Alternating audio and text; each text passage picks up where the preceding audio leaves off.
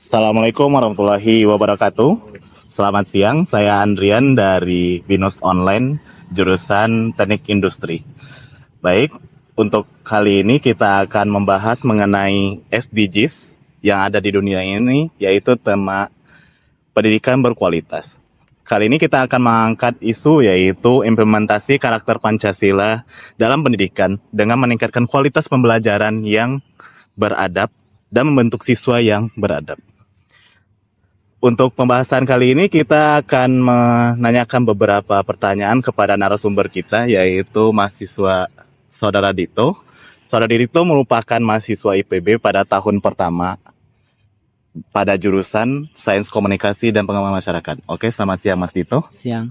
Oke, saya hari ini akan menanyakan beberapa pertanyaan mengenai SDGs di pendidikan berkualitas. Sebelumnya Mas Dito tahu nggak apakah itu SDGs di pendidikan berkualitas?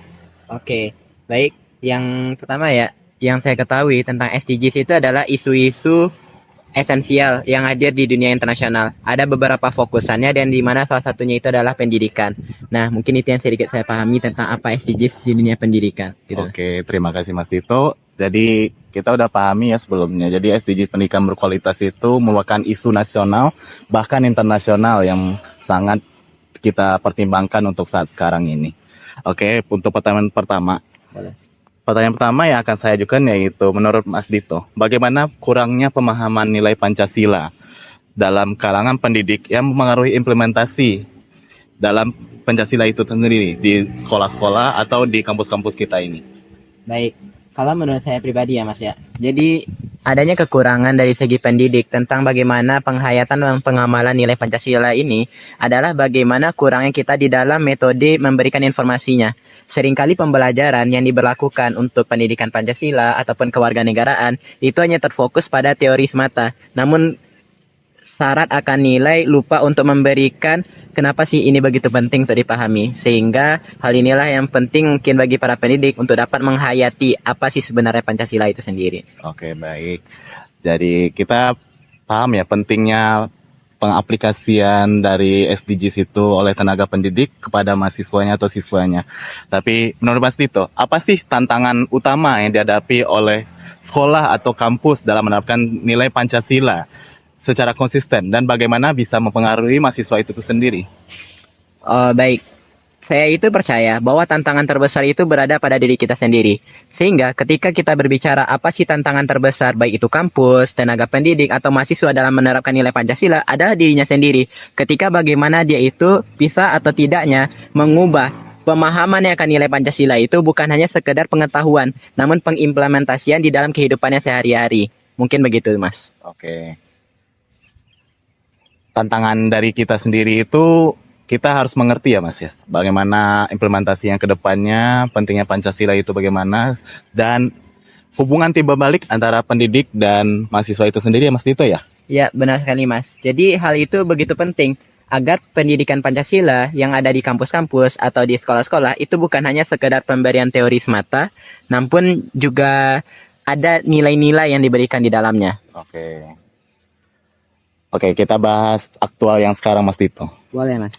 Kurikulum yang ada di Indonesia sekarang, apakah itu sudah sangat mempengaruhi pendidikan Pancasila itu sendiri terhadap mahasiswa itu sendiri?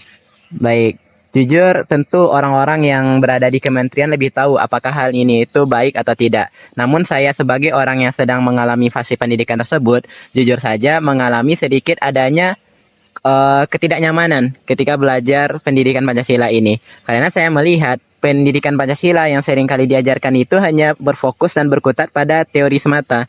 Bagaimana mahasiswa hanya dipush untuk mencari nilai, mencari beberapa skornya, namun lupa untuk bagaimana penekanan implementasinya di dalam kehidupannya sehari-hari.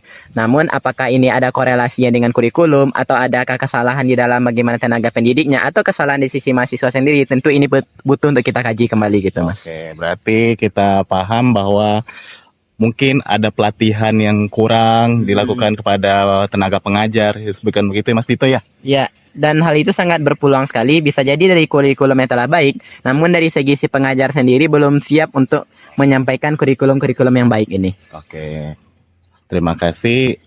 Saya juga setuju dengan apa pendapat Mas Dito.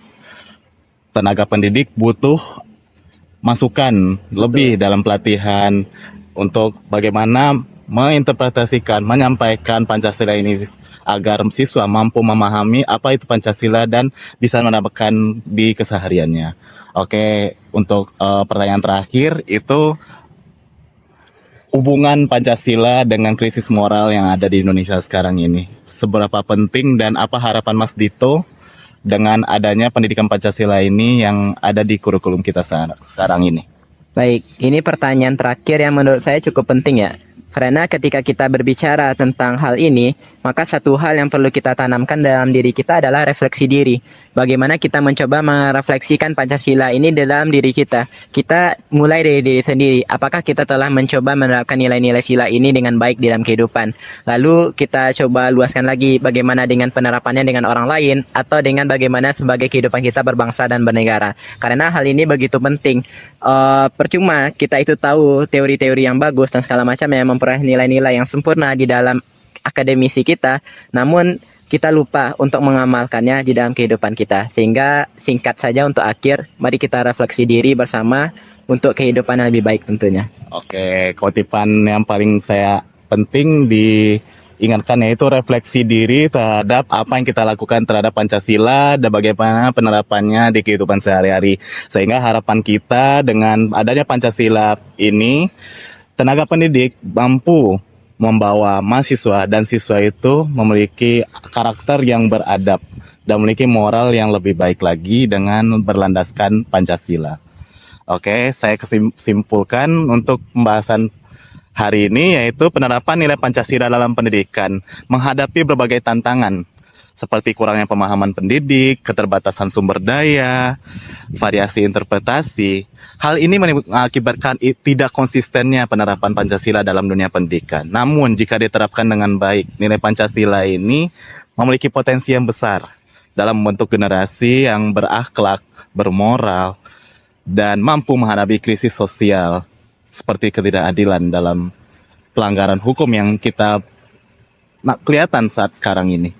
Oke, untuk hari ini kita cukupkan pembahasan hari ini. Terima kasih Mas Dito. Terima kasih Mas. Ya, oke. Terima kasih. Sekian video pada hari ini. Jika ada kesalahan kata, kami mohon maaf. Terima kasih dan salam Pancasila. Assalamualaikum warahmatullahi wabarakatuh.